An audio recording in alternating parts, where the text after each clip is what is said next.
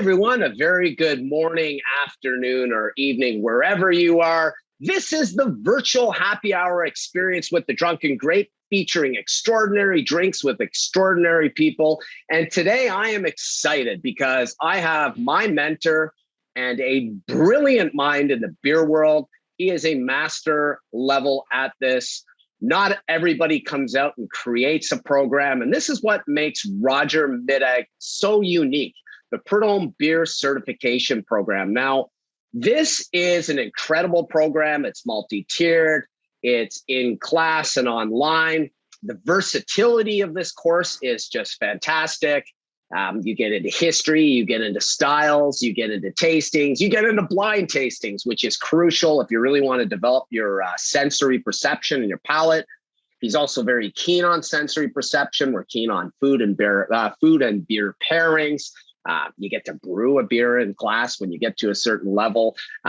We visited cool spots like Canada Malting House, went through the samplings of tons of different hop strains to learn about that, as well as a discussion on glassware and the draft system or the draught system itself.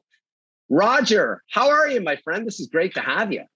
Thank you, Rob. I'm feeling great. It's nice to chat with you again. I always enjoy our chats and enjoy always the accolades that you seem to shower down on me. So thank you. Well, it's very well deserved. I mean, I've learned a boatload from you. My personal journey, and we're going to get into your journey, but just to touch upon the audience and the viewers with the happy hour. You know, beer is a massive part of a happy hour. It's probably the core ingredient of any adult or alcoholic beverage out there. It is more deeply rooted in history, has a farther reach than any other alcoholic beverage. That includes wines, spirits. It's incredible. So my journey came along and I found you because, you know, I was a sommelier for a company called Groovy Grapes. And all of a sudden I was asked to host an event where beer was on the menu. And I was just dumbfounded. I was like, oh my God, I know nothing about this subject at all. I really am clueless. So I picked up Larousse Gastronomy. This will make you laugh. Cracked open the beer section of it. It's one page and or 2 pages in a 2,000 book compendium, and read about the difference between lager and ale. And from there, I understood at least the precepts of it, because having a pretty strong wine background by that point, I'm like, that's like red wine and white wine. Okay. Top fermented, bottom fermented. At least I got some talking points here now. And the food pairings, I visualized it much like wine. From there, I never wanted to be caught with my pants down like that again. And I researched it and I came across your program and it really fascinated me. I know there's other options out there, but I really liked the online, which led into the in-class learning. And, you know, it doesn't take, it takes extraordinary vision for somebody to say, become a master cicerone, or in our program, a master Prud'homme beer sommelier, or a master of wine in the wine world, or a master sommelier. But you're a whole extra animal. This isn't extra gear. You created the course. I mean, this is just crazy. What got you to do this? I mean, I know, but I just want to, the viewers definitely want to know this. It's been an interesting journey.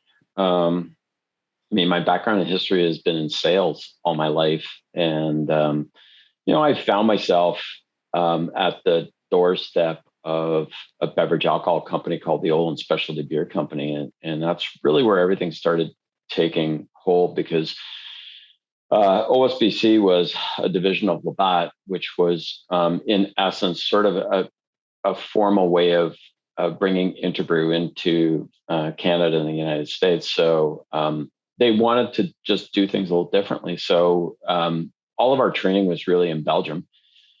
Although it was reinforced back here and we had just a ton of resources at our fingertips. But I think for me, it was the right time and place for all of this, because, you know, I'd been doing some coaching and some mentoring with youth before that within, you know, sports and within Scouts Canada. But I realized that for me, learning had changed, and it just sort of lit a fire underneath me that, you know, it's impossible to put it out now. And it just meant that I totally absorbed everything that they were trying to talk to us about. Like, from a history perspective, beer and food, like everything to me showed me that beer wasn't as simplistic as we had been taught that it was, or not taught for that matter. That we always thought beer was just this nice golden drink that we drank when True. we wanted to consume a lot of something, or if we just wanted to be refreshed. So for me, that's where it really started. And then it accelerated through my sales career at OSBC. And then the last 4 years of my time at Labatt, I was in learning and development, and my role was to create a beer education platform right across the board for Labatt Canada. And I think that was the groundwork that when I left, I had in place, and I knew the kind of constructs that I wanted to put in place. So I started something in 2005 that I named the Beer School. And it was really a very rudimentary version of what level 1 is in Prud'homme. And then about 2008, I was having a discussion with one of my clients who I was doing some writing for. And I do give him a lot of credit for it. But he basically said to me, if you don't start a beer certification program in Canada, somebody else will soon. And so that was, again, a kick in the pants for me. So I knew I had the platform. I was teaching at Humber College at that point in time. So I knew how to construct a course, create learning outcomes that were in line. I knew how to structurally create lesson plans. So I took it on full force. And, I looked at a lot of the other programs that had been in place. So Cicerone, you mentioned, has only been in existence for a year earlier than when I started. So Prud'homme launched 2009. Cicerone's only been around since 2008. But there are other beer sommelier programs, but they don't take the same approach. And Cicerone doesn't take the same approach as I do. So, that's true. For anybody that wants to know in short notes, the other two major sommelier programs, beer sommelier programs around the world, are very, very intensive, roughly 10 days to 2 weeks, very expensive. And, almost as though you were doing a Master of Wine program. You come in with previous knowledge, and then you enter that course, pay for it, and it's intense. So for me, that didn't work. Too expensive, too much time commitment. The thing with Cicerone is, other than their level 1 program, which is certified beer server, their program is all learn on your own and then pass the tests that we create. So I didn't really want that. I don't think that people, for the most part, do well learning on their own, because with the internet now and the amount of information that's out there, it's really easy to find stuff that isn't right. And I've always believed that education is a proper platform. And so teaching people and mentoring people and coaching people along the way is really what I wanted. So started off with level 1 and level 2 formatted, and then level 3 came about a year later. So that would have been 2010 that level 3 came into place. And then 2011, we launched the very first night, and I'm really proud to say this, the very first online beer education program globally. So there was nobody else that was doing what we were doing online. And then gradually level 2 went in. And now we have a level 4, which is our Master Sommelier program, which is really, really not presentation oriented. It's experiential. And in that, we have lots of discussions about beer and food, sensory, I love beer it. styles. And so we've got 4 levels now. We've got 2 actively online, and level 3 will go into an online version by 2022. So, I suppose this pandemic has done some good things and bad things we don't need to talk about. But the good thing is that I had lots of time to reconsider how business was going, and where the future was for learning. And so it's given me cause to reflect on how I'm going to do this and where things are going right now. And I heard you open a beer, so I think I should as well. Yeah, cheers to that. And I think you recognize that fine and boss glassware of yours. Yeah, nice. That's a level 3 glass. I love these glasses. Yeah. I'm using a non-branded glass. So. Oh, cool. What are you cracking there, Roger? This is Saint Feuillien Saison. This nice. is a family-run brewery from Belgium. I mean, behind me, I know that you have you talk about having a drink, but behind me, I brought out all my Belgian beers because I am so fascinated with Belgium from a brewing country and what their brewers do. This is a fantastic Saison. It's got all kinds of fruity notes and a little bit of bubble gum. I found a little bit of lavender in it the other day, but it's a really complex style, and I think that's why I like it. Plus, it's hot as hell out, and you need something thirst quenching and refreshing. What have you got? I have Sierra Nevada Pale Ale. So I love this beer.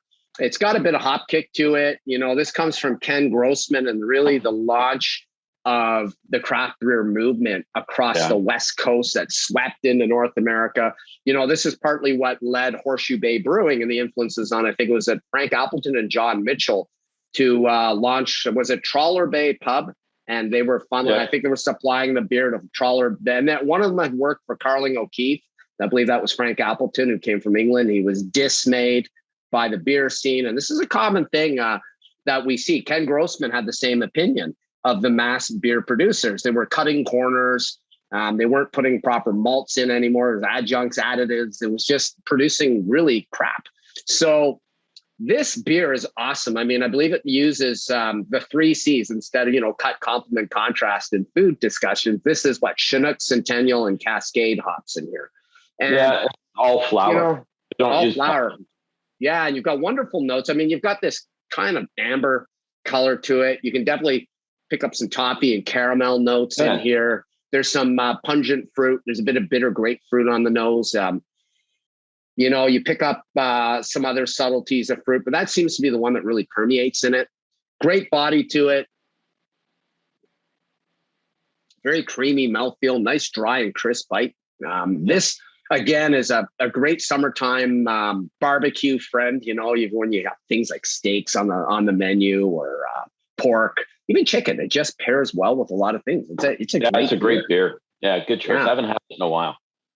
Yeah, and it's hard to get a hold of. So I have a tasting coming up, a virtual tasting, and one of the beers I picked was Sierra Nevada Pale Ale because it's just a great discussion point on a international style because some of the clientele are in Los Angeles. So I had to go with things that were available. In Ottawa, there's only 3 LCBOs. I had to drive all the way from downtown where I live to Canada to pick up. I grabbed a 6-pack because I'm going to use this beer again. But you need a couple of them at least for the tasting. One is to remember what it is sensory-wise, write out your tasting notes. I mean, you taught us a ton of stuff about this. And to really visualize what it would pair with. And sometimes it's just handy to have a little bit of food samples. Oh, yeah, this is great.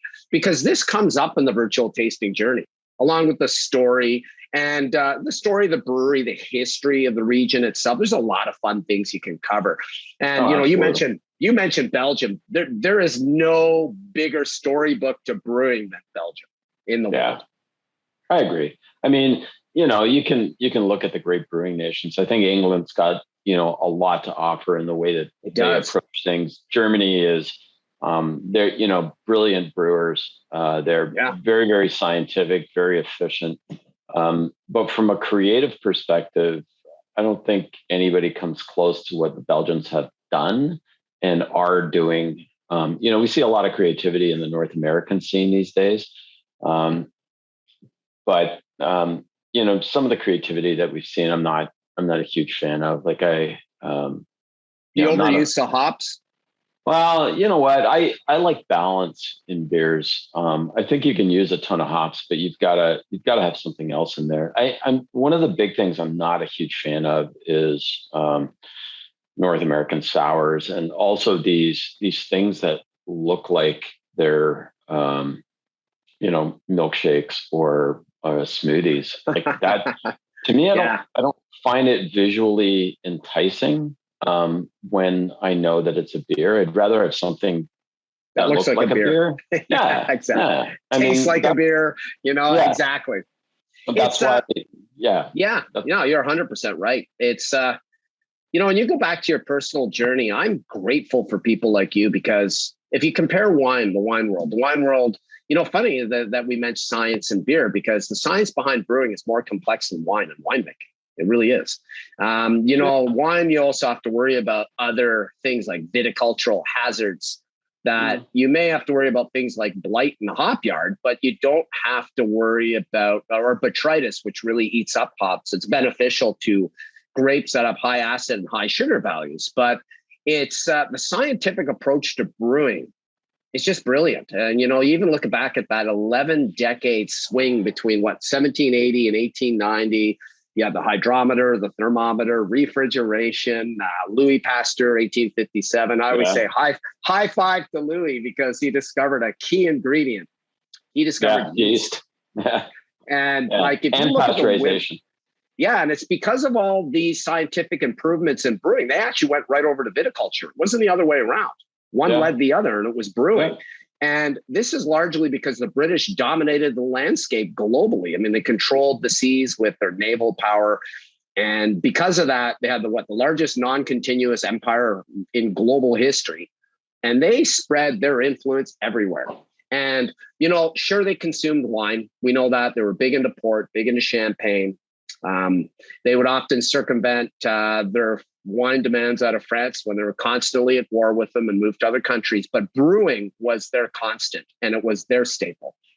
And it's I'm thankful for people like you that structured this, because, you have the WSET or WSET that you're familiar with, because I know you instruct a level 1 or level 2 course in it, and your wine knowledge is picked up a fair bit just by osmosis and being around places like George Brown College, with legendary Michael Fagan running the program there. He says hi, by the way. I had a chat with him the other day. He's going to be on a podcast. He inspired me with his LCBO podcast series on wine when I was doing my level 3 WSET. Yeah. And he's I know Prud'Homme is there now. It's a benchmark part of their program. They got this great food and beverage program that you're integral with, and I think that's fabulous. But you really had a huge hand in structuring education and bringing structure to beer, and bringing structure to professionals that did not exist there before. Yeah, thank you. Yeah, it's been fun. I mean, but to be honest with you, I don't ever feel as though I can rest on my laurels. I don't feel as though the program is everything that is set out. So I'm always in constant flux and always looking for an evolution. And we're going to change. I'm going to change things a little bit more. I'm learning more about sensory as we go as well. So there's things that, when you took the course, the amount of information that I provide into level 3 now is substantially greater than when you took it, because I've realized that, a lot of people still struggle with identifying aromatics and flavors and colors. And so I've got a lot more resources now that I've created. That's cool. In the last year and a half, that are documents that people can have when they're tasting. I take slightly different approach to it. I'm about to, in 2022, completely revamp the way testing is done. And the reason that I'm doing that is I saw, a series of lectures from Seth Godin, who is he's written many, many books in the United States, and was one of the key characters in Yahoo and as it grew. So he's really adept at marketing, but he's also very adept at understanding education. And his lecture series was about education versus learning. And oh wow, that's interesting. Yeah, it's really cool because, as I was watching, I was going, okay, I do that, and then I started seeing things and went, oh, okay, like I need to change this and this. So the key concept is that education is more formalized and learning is very, very self-directed, but needs to have guidance to it. And so, the thing that he's brought up is that multiple choice exams and tests do not substantiate learning. They substantiate memorization. And so it's one thing, and almost everybody has done it the same way. I mean, if we look across post-secondary education, it's about testing formats, and formatted testing doesn't really, it doesn't drive information to a point where you want to reiterate it. I think the thing for you, and this is my belief, and a few other people's as well, but my belief is that you don't learn just by coming to my course. You learn by actually doing and helping others. So the fact that you're leading, sensory exploration with some of your clients makes you learn more than coming and doing a formalized test with me.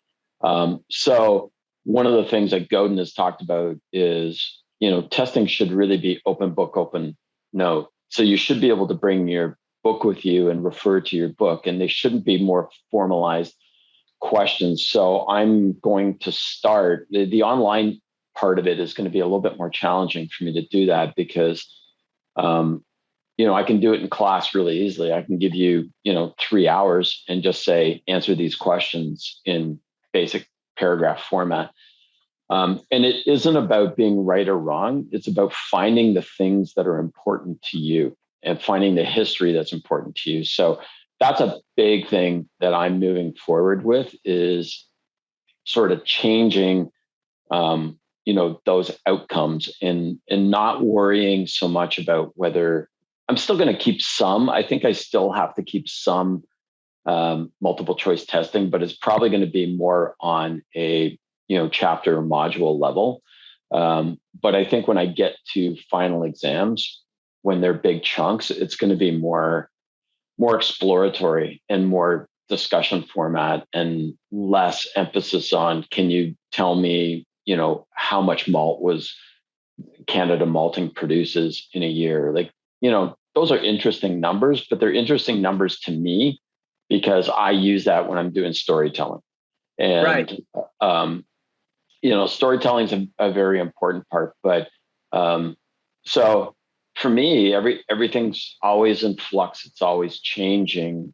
I think it's going to be interesting to see where I can take this and how we format it and what kind of sensory experiences we can create over the next little while.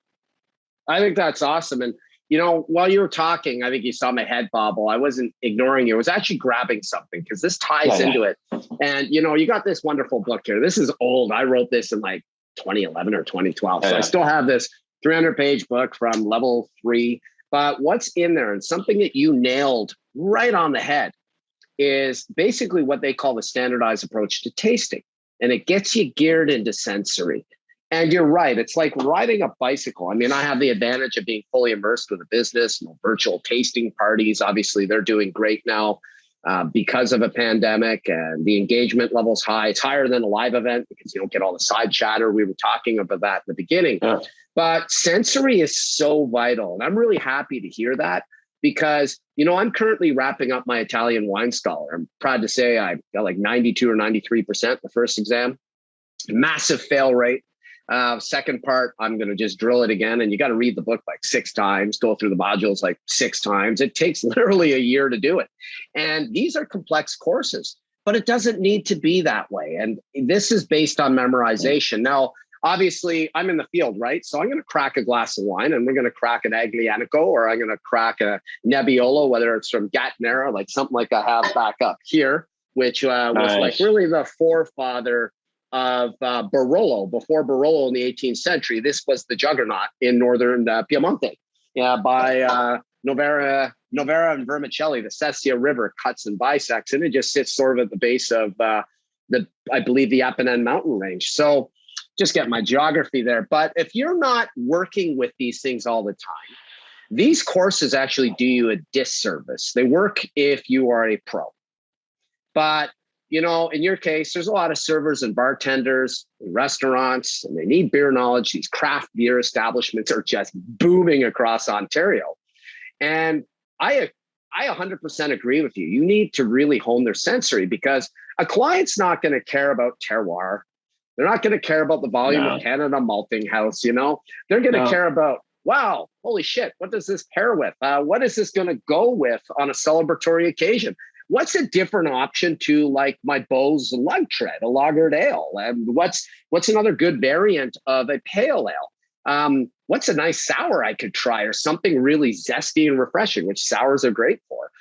And by you honing that, that is going to really sculpt much more success for them, because at the end of the day, it's going to enhance career opportunities, and it's going to cause revenue to boom for these establishments, which is, also servers make a percentage of what's sold and the variation of tips, or if it ever gets included, it'll just be an autograph that is a commission, really effectively. And by honing these skills, you're going to be far better off. If you're watching this, these are the kinds of things you want to learn about. The fun stuff, sensory. Yeah, Rob, I think I was talking to somebody this past week, and one of the things I mentioned was, I'm looking.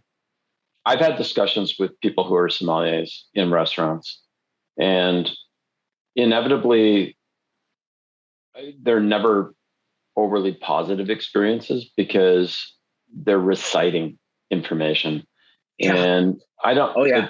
I think my comment, it was a blog post that I did. I'm not looking for an encyclopedia. I want someone to engage me and to pick my brain and find out where I want to go with this, and to listen. And I think, I think one of the biggest things that I can do about beer, and beer is, you said it's more complex to make, but wine is more complex to understand because of varietals and That's PPIs. That's true. But in the end, if we don't necessarily worry as much about varietals or beer styles, in the end, being able to describe something to someone in a way that entices them should be the end goal. It should be able, a server or a bartender should be able to ask a question in order to find out interest and desires and personal preferences in order to drive forward a proper recommendation. And by that, you need to be able to taste things. And, everybody has a different way of tasting and smelling. And I think that's something that, I've learned more and more and more over the last 3 to 4 years, 5 years, is that we all have a different vision. We all have different triggers within inside our brain that cause us to create memories and cause us to have certain circumstances where we can highlight those things. And so the reality of going down to something that is so formal and so structured, and this is what you get out of this particular beer style, is a good guide, but it's not relevant. And I mean, it's a good guide because it gives you the arena in which you can sit there and look at that beer and say, okay, these are the kinds of things that I should be experiencing.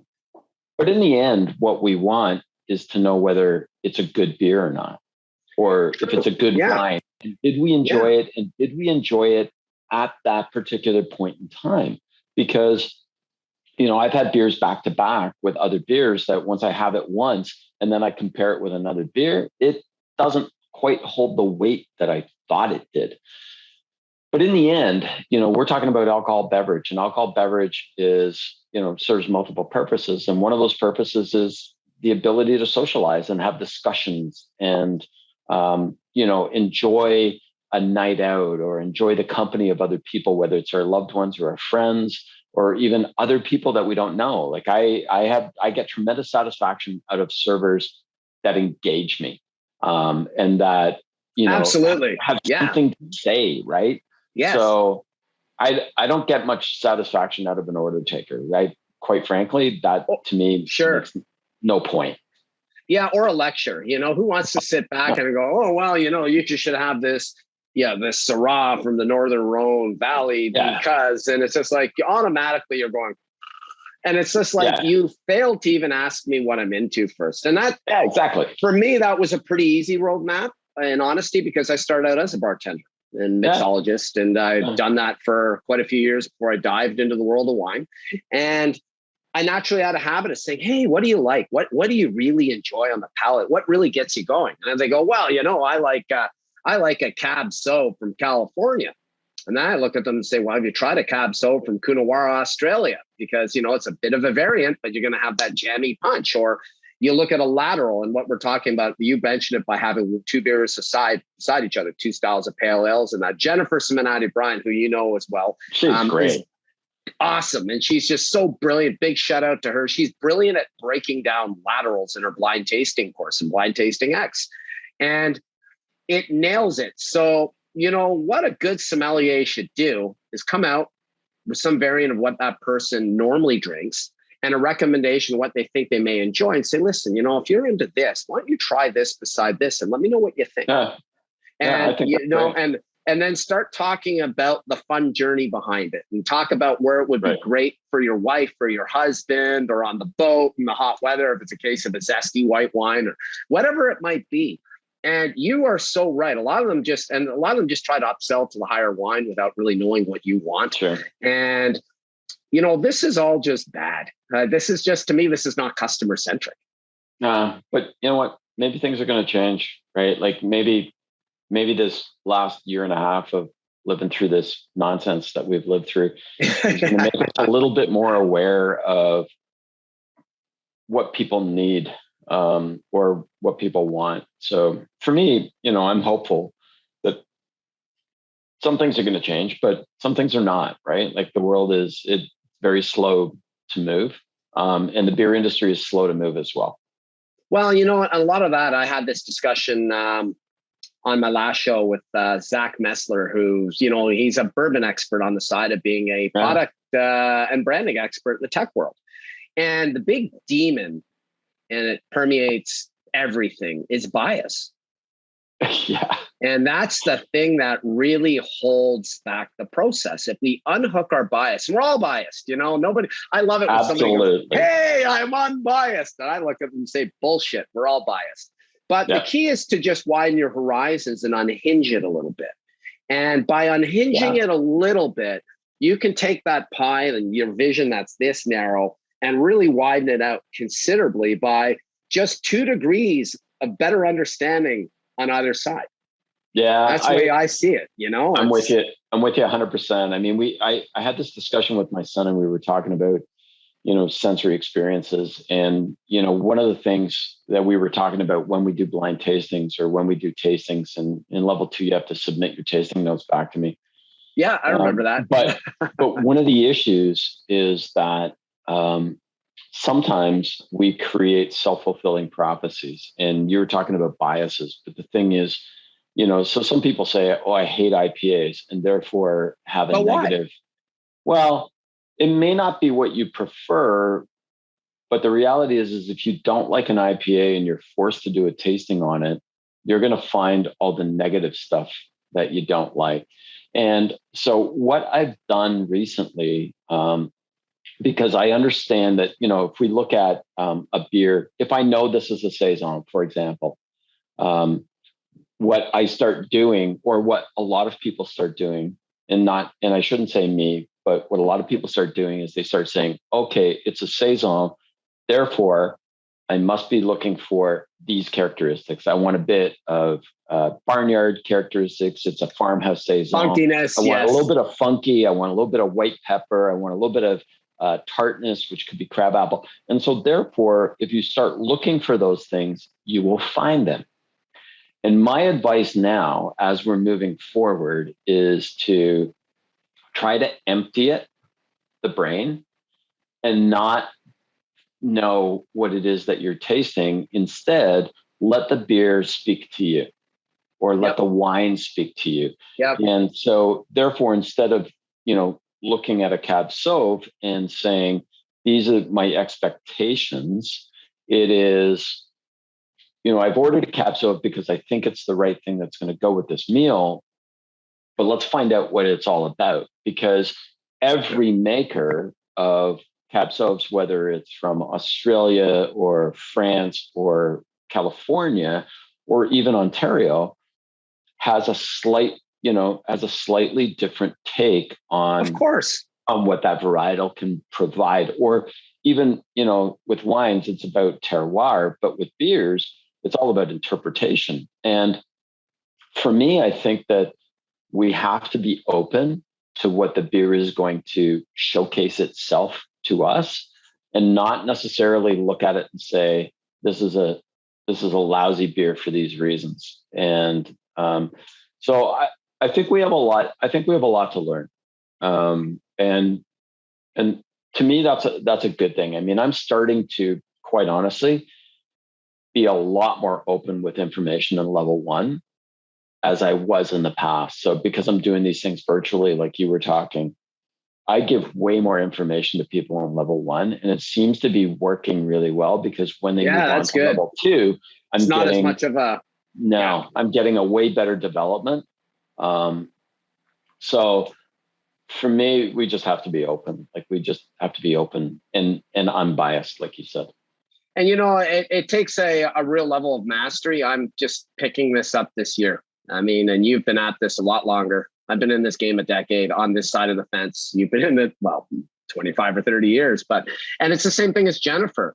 And it's neat that you say that, because my great friend, the master of wine, and your friend too, shares exactly the same sentiment. So when I sat in on one of her blind tasting labs, there's a master of wine student sitting there, WSET diploma students, high level people. And they were all getting stumped on things that, ironically, I found from your training easy. And one of them was unhinging the bias. And, I made the comment, I said to one of them, I said, the problem is you're naturally scripting what the profile's been written about in academia. Yeah. And what you should do is take that academia, throw it over your shoulder. Jennifer started laughing, and she goes, he's absolutely right. Because you can have a Cab Sauv that tastes nothing like a Cab Sauv based on textbook style. Yep. I had one the other day. I cracked it for a friend of mine. I bought it. I can't remember the brand, but it was from Washington State. And it tasted more like a plumper Merlot than a Cab Sauv. So you get the visual right away. It didn't even have the same body. It was more medium. It was even on the medium light side. Yeah. And she was like, wow, where did you get it? This is good, but this isn't a Cab Sauv. And I go, au contraire, Aaron, and flip the bottle around. And she's like, what? And I said, well, that's wine. And listen, I used to make the common mistake. It's just that training through Jennifer and remembering a lot of your training from beer in the level 3 was to unhinge that bias. And that's, and I really believe you're really onto a huge element with the constant training of blind tastings, because all of a sudden it takes somebody off a style that they may have never thought of trying. Like, I never would have thought of chugging porters and stouts before I joined your class, for instance, or Hefeweizen. I wasn't even aware of what Hefeweizen was, and I find out that these beer styles are actually fabulous. You're like, wow, these are just chock full of complexity and flavor that I never, ever imagined. And if you're watching this, and you're sitting back and you're viewing this, and one part to really learn here is the unbiased approach, and to not be afraid to just do blind tastings. There's no right or wrong answer. And it's usually the thing that gets people nervous the most. It's like, oh my God, I don't have structure to work with anymore. Yeah. But the whole point is to take that structure and throw it out once you've been taught it. Yep, exactly. So where are you headed, my friend? I mean, you obviously have had the challenge of not being able to teach in class. You had to pivot. I hate that word because it's been used so many times in the pandemic. But your business has really grown. I mean, I'm always impressed with the reach of it. The last year and a half. No, but how many students have you really trained? Now, you must be at 30,000 graduates of some level of program. Not that high? No. We're probably, 20? 12 or 13,000 with level 1. Classrooms are starting back up in September, which is great because I like that. But I do know that online is really where things are going to be for the future. So we have to continue to offer both classroom, and I'm going to spend a little bit more time on the online side of it. Sorry, go ahead. I was going to ask you. I mean, it's interesting because I'm getting people, I started the online because I couldn't reach everybody in Canada. And this has always been a Canadian-based program. But I'm starting to see quite a few people coming in from the United States. I've got a level 1 class starting in September, and I've got a fellow in Chile that is signed up, and that's awesome. Somebody in Pennsylvania. So I'm starting to get a touch more of a global perspective on things, which makes it challenging from a beer style perspective. But I am going to spend a little bit more time trying to make sure that the online gets better and better and better. And that's really where things are going. The pandemic's had a massive effect on my business. I mean, it's severely, it's gone down quite a bit. I think it's still vibrant, and I think there's still lots of opportunity to move forward. We've done a little bit more corporate work with breweries, restaurant chains throughout the pandemic. That's little less cool so with obviously individuals, but I don't think our graduate numbers really changed very much over the last year. So that's a really good positive thing for me. But I do think that that we have to focus on what the online is going to bring. And so I'm very positive. I think that things are going to come back a little slower. So I think when it comes to classroom formatting, I'm going to reduce the amount of classes that we have offered at level 1, just to create a little bit more interest and demand. I'm not really changing very much on level 2 and level 3 from a classroom format for the amount of classes that we offer, because it just doesn't, I can't manage anything more than that. So we're gonna wait and see what the new world brings. But I do think online is where we're going to spend a little bit more time, and reformatting that educational or learning platform on it. Well, you always have ambassadors like myself that love to propel the program too. And I think it's a brilliant program. We're going to wrap things up, but I'm going to ask quickly, you have a massive array of glassware behind you. I do. And one thing about beer is there is a style of glassware for each and every beer out there in the world. And I know that this has an effect of esters as it carbonates. The carbonation lifts up into the glass. It comes up the sides of the glass, whether it's a tulip or whether you have the straight lager glass or you have the flute. Tell us a little bit about that, that because this is really important for beer drinkers, which is a massive part of the world. Yeah, I've got, I think, over 200 glasses behind me. And every time I come down for a beer, I look at the glassware and I think, what do I want out of this experience? So every time I'm picking a glass, it's about what I want out of it. So I'm drinking out of this glass today, this Saison, mainly because I wanted something that was going to be a little bit more thirst quenching. If I wanted something that was going to be a little bit more body and a little bit more flavorful, I probably would have gone with a different shape. But for me, that particular Saison is really good for those reasons.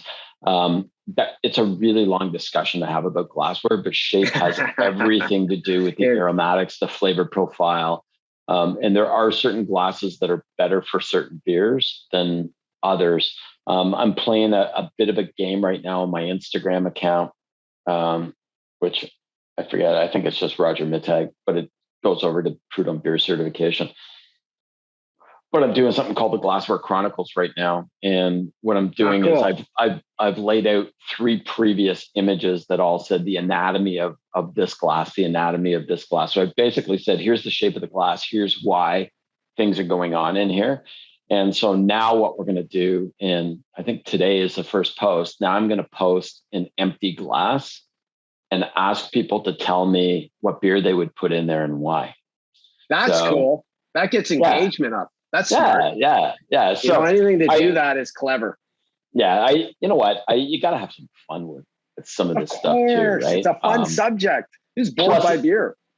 Plus, the other thing, honestly, is I was reading somebody else's social media post, and somebody replied, "I just take the beer in whatever glass they give me because the glass doesn't have any effect on the taste." And I went, "Oh my God." Ladies and gentlemen, this has been a brilliant happy hour. Roger, thank you very much for this fantastic and highly informative discussion. I mean, this has probably been one of the most informative discussions I've had in a long time catching up with you. And I think this is great. Ladies and gentlemen, of course, you can find me at info@thedrunkengrape.com, the website, thedrunkengrape.com. I am on LinkedIn, Instagram, at The Drunken Grape, and Facebook, The Drunken Grape. So it's pretty straightforward. Notes are going to be there. Again, this show is really about Roger, not about myself. I'm simply the host. But we are really happy that you spent the time to watch this. Whatever you decide to do, happy hour. Have a terrific day. This is Rob from The Drunken Grape.